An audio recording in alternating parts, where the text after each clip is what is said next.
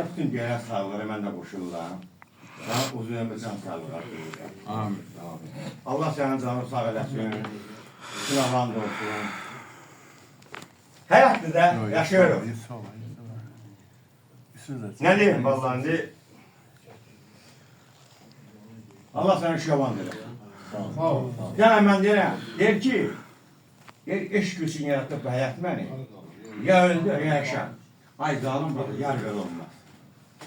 Arabsan deyir, əlimdən bu dünyanı, elmirsən başıma dar belə olmaz.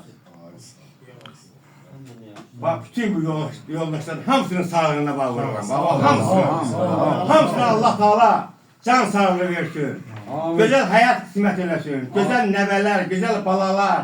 Amin. Amin. Elimizdə, ovamıza, xalqımıza, millətimizə, respublikamıza güzel gül balalar kısmet eləsin. Amin.